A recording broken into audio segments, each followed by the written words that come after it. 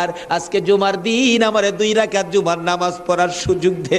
ও নবীর উম্মতেরা, নবীর আশিকেরা, হুসাইনের আশিকেরা গো, এই 2 রাকাত নামাজ জুমার নামাজ ছাইরো না, আমার নবীর শাফায়াত নসিব হবে না।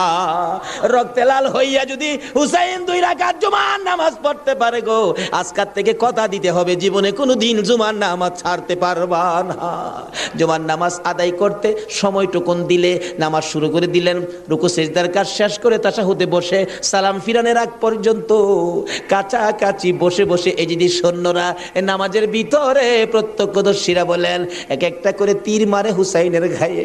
ডান দিক দিয়ে যদি তীরটা মারতো, বাম দিক দিয়ে বেরিয়ে যাইতো, সামনে দিয়া মারলে পিছন দিয়া বেরিয়ে যায়, এই কিসিমের তীর গো নামাজের ভিতরে বাহুতুরটা তীর লাগাইছে। হুসাইন সালামটা ফিরাইয়া নানা গো কইয়া কালতে কালতে জমিনে গড়াগড়ি শুরু করে দিলে। নিষ্ঠুর পাষাণ এই যদি শূন্যের সীমার গলা কাইটা মাথা আলাদা করে নিয়ে গেছে। হুসাইন শহীদ হয়ে যায়। ওদিকে দিয়ে ডাকতেছে। মুহররমের 10 তারিখ সন্ধ্যা যখন হয়ে গেল, উম্মে সালমা বলেন আমি মাগরিবের পর থেকে শুনতেছি নবীর রওজার চারপাশে কে যেন হাউ মাউ করে কাঁদতেছে। মনে বড় অশান্তি, কিসের কান্দার আওয়াজ? দৌড়ায় যাইলাম, যাইয়া দেখি কোনো মানুষ দেখি না, কে যেন কান্দে।